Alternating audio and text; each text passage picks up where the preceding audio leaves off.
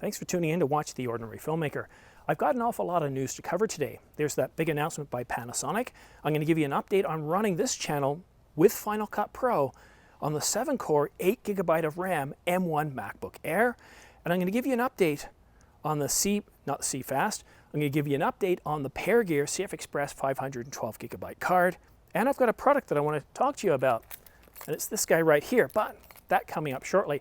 The first thing I want to talk to you about is the huge announcement by Panasonic.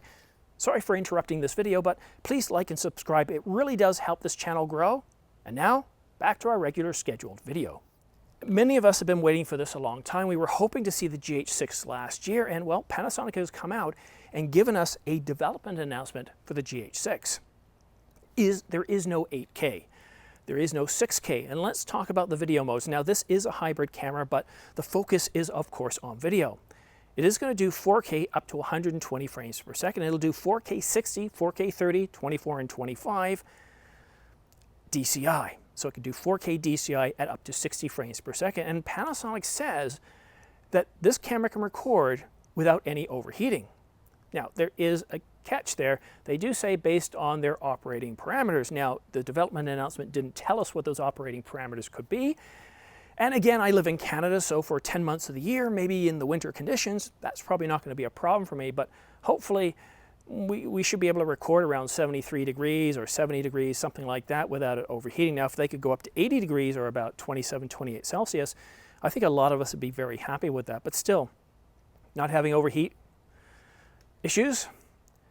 Sony and Canon have both been hit on the chin and punished by the marketplace for those overheat, at least overheat limits that weren't deemed to be very reasonable. Now again, it will do up to 120 frames per second slow motion in 4K, and it will do 10-bit 422 in 4K, 60 frames per second, 30, 24, and 25. It will also do 10-bit 5.7K. Now they don't say if it's 420 or 422. They didn't say, so it's probably at least 420. So when is this camera coming out? Well, they've made the development announcement, and they put out a flyer, this one here, that talks about the anniversary of the Lumix system. And a previous rumor from many, many months ago said we were going to get an announcement of the GH6 on the 20th anniversary. Now, that actual date is in September.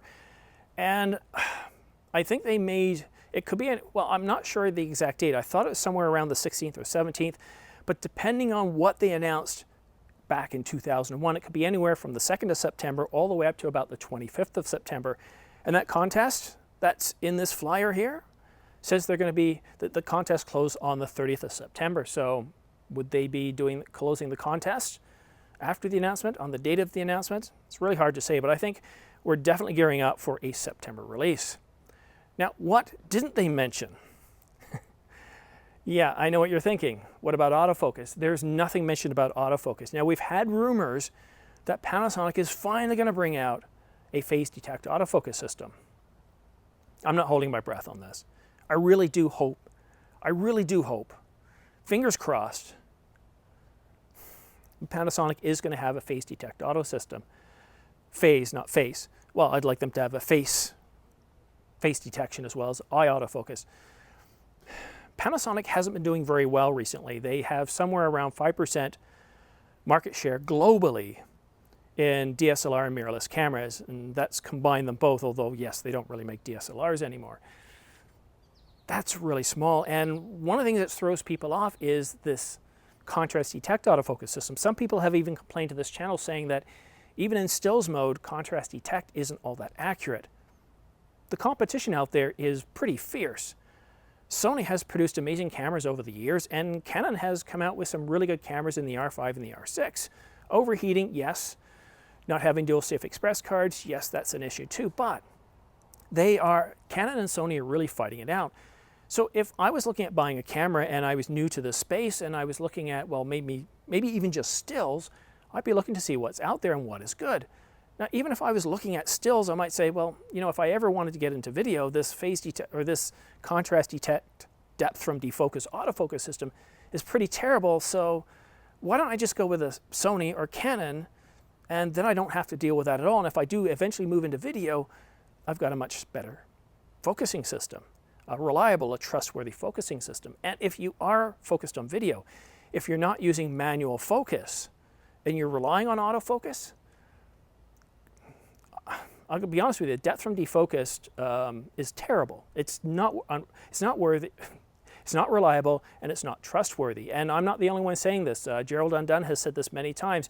With the latest camera from Panasonic being, I think it was the S5, he said, once again, they've made improvements, but it's still unreliable and untrustworthy. So hopefully, if they bring out phase detect, I think this camera is going to do really well. Panasonic has really great in-body image stabilization.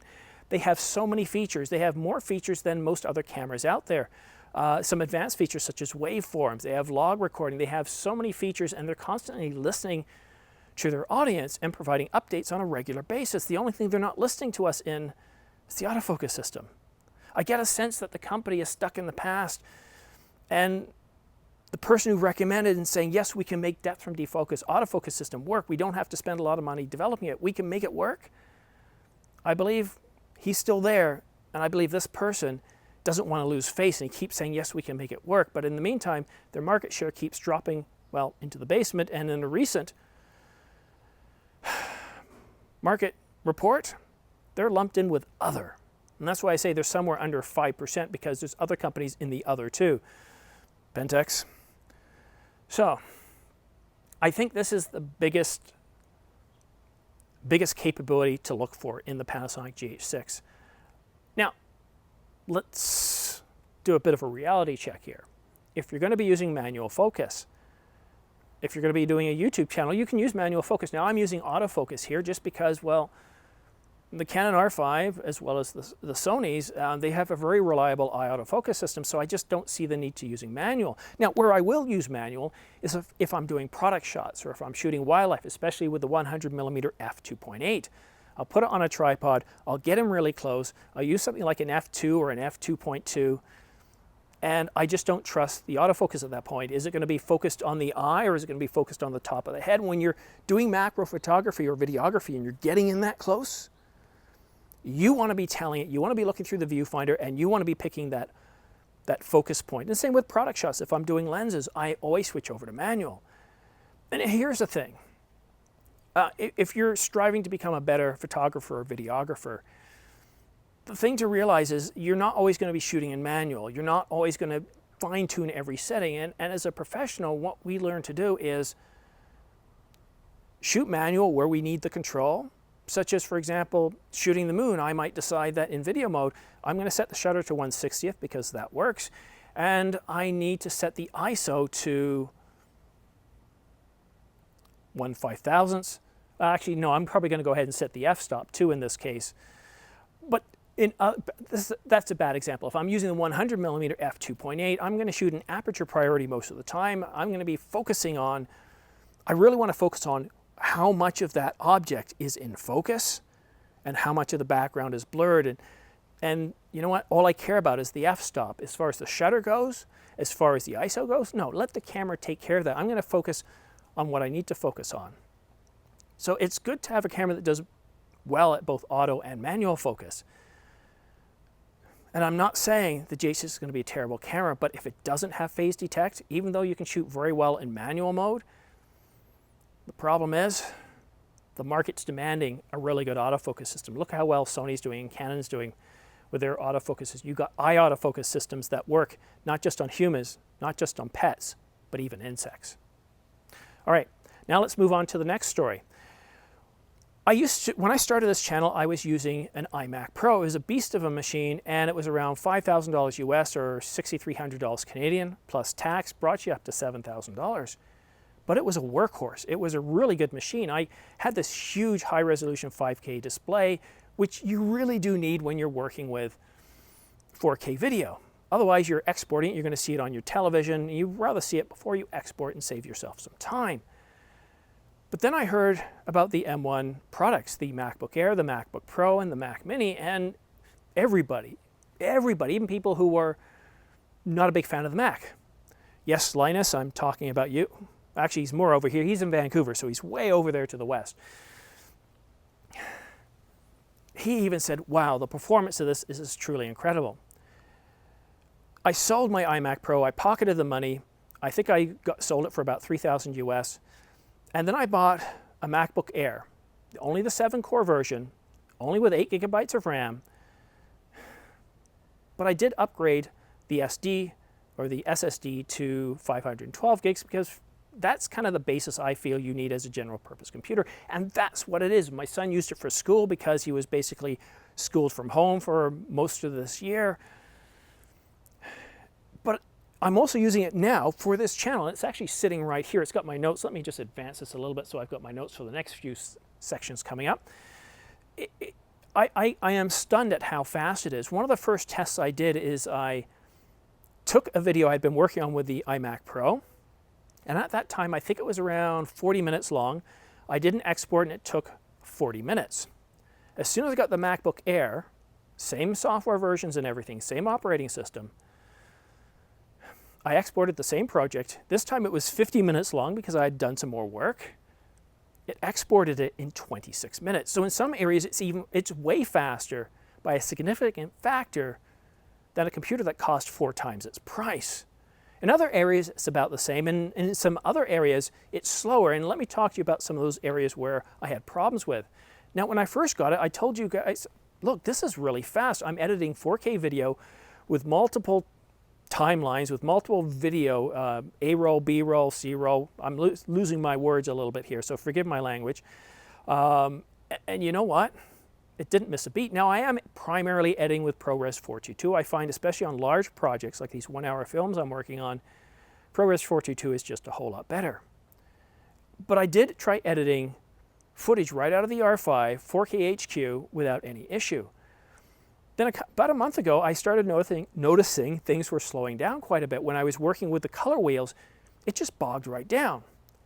I thought, okay, either Apple's crippling here, and I thought, no, that's more of a Canon thing to do. This is a new machine, so maybe I've hit a setting. I'm always using keyboard macros, and maybe I did something by mistake, and sure enough, instead of choosing better quality, you got 2 options in your render window. You got better quality and better performance, and I chose better quality. And if you got the processing power, I do highly recommend better quality, especially when you're doing your playback. But as soon as I clicked it back over to better performance, smooth as butter, no dropped frames. And that's with LUTs, that's with color wheels, color boards, various other effects. It was truly, truly amazing. And even editing 8K video ProRes on the computer, no problem. And I produced several videos for my son's channel, Planet Liam, in 8K. Editing buttery smooth, no problem. The only problem I had was when it came to export. This computer or the software or a combination thereof is not optimized, and it would sometimes take me an hour and a half to export a 3 to 5 minute 8K video. It truly took a long time. So for 8K editing, no, not this, not the M1 MacBook Air, but if you are looking at a computer for editing 4K video and you want something that's more than fast enough, look at the videos I do. I produce these hour-long videos for family, which is now up to an hour and 20 minutes. I'm producing 2 to 3 videos a week, sometimes 5 to 7 videos a week. And this M1 MacBook Air isn't a problem at all. It doesn't overheat on my lap. I can go a long time without plugging the battery, and I can do all my editing without plugging the power into the unit, and it's absolutely fast. I do recommend, if this is going to be your computer for a long time, spend a little extra and get the 16 gigabytes because it's going to be used by your system. You can benefit from it. As far as internal storage, I would choose either 512 gigabytes or 1 terabyte, but I wouldn't be editing on the unit itself. I'd use an external drive, and I use a 4 terabyte Samsung Evo for my editing.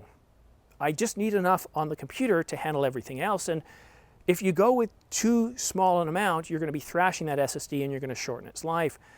For a video editing person, I believe that 1 terabyte is the standard, what you should go for when you buy a Mac. For a general home computer, I think 512 gigabytes is pretty good, unless of course you want to keep your videos. You're very heavy into using photo editing or video editing software, then definitely go with 1 terabyte.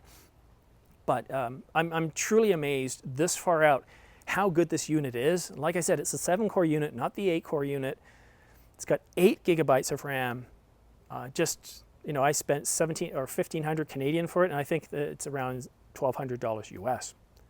The next item I want to talk to you about is the Pergear review I did of this 512 gigabyte CFExpress card. I don't know if it was a month or 2 months ago. Time seems to go by so quick. It was probably close to 2 months ago. After I did the review, this CFExpress card was the one that was in my camera all the time. I wanted to actually use it for a while and see how good it was. And my favorite card to use is the Angelbird. I just love the Angelbirds, especially the 2 terabyte. It's got the speed. I've never had a single issue with it.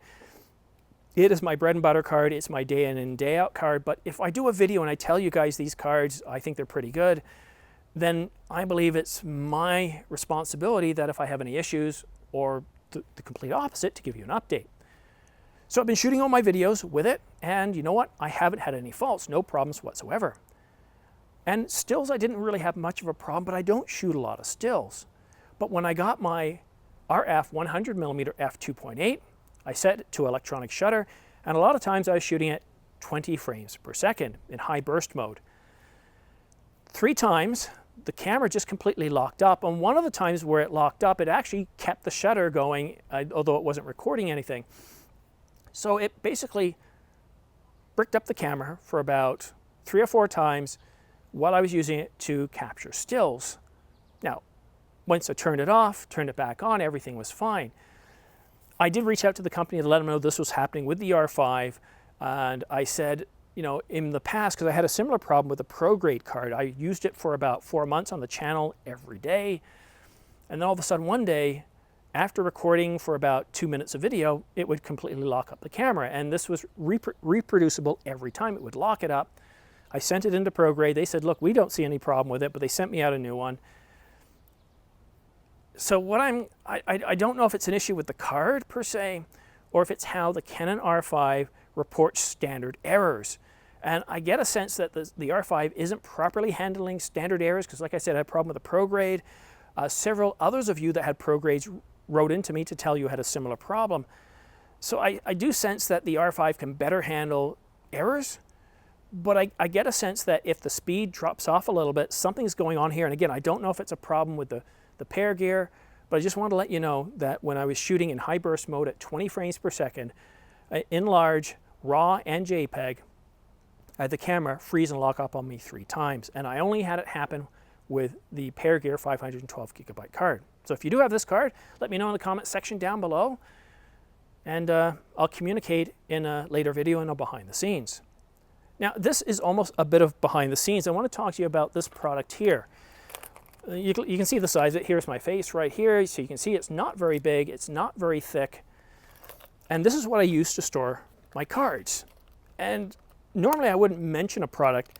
This cost, I think, $15 Canadian, and it's available on Amazon.ca, but for some reason, it's sold out in Amazon.com, and it's probably $12. So you can see here on this side, I can store 3 CFast, CFExpress cards, and probably both CFExpress cards A and B right on this side here. On this side, and it's separated by a divider that allows you to write down notes. I don't do that. But on this side, I've got an insert that allows me to store 6 SD cards and 12 micro SD cards all at the same time. And if you notice, I'll remove this one here. You can see there's 2 micro SD cards underneath that SD card. But it also comes with other inserts, so I could choose to just store SD cards and micro SD cards, and I'd be able to store 36 of those in here. That'd be 24 micro and 12 SD cards. And what I like about this unit here, it's pretty light. It comes with a clip. It looks like it's got a bit of a weather seal gasket. I wouldn't want to drop it in the water personally, but you know, it's really, really good for the price. And it works in the modern world where you've got multiple different cards. You've got CFExpress cards, you've got SD cards, you've got micro SD cards, you might even have CFast cards. And I now just have a single card holder that stores all my cards.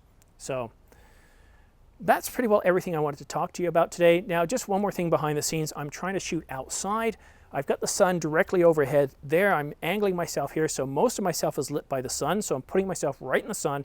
And I've got my cap turned around so the sun is fully lighting up my face, and I'm not creating any additional shadows with the cap, and it's also protecting my neck and my top of my head from getting sunburn. And I do have a small light here. It's just not a very powerful one, just to up the mid-tones a little bit. So hopefully this video looks pretty good. The whole purpose of shooting outside was to better learn how to use my gear, how to produce better results. And I recently was out shooting with my son at a park, and the video looked fantastic, looked terrific. But you see, once again, I'm behind the camera. When I'm behind the camera, I can take into account different things. If a cloud comes, if people get in the way, you can shift. If I can tell by looking at the LCD right away that things are a little bit overexposed, and I can change right away. As soon as I set up the camera, I take video in, I test it out, bring it back, make tweaks, test it again, then I start recording. But things always change, so hopefully this is a little bit better. But that's it for now. Thank you so much for watching The Ordinary Filmmaker. We'll see you again soon.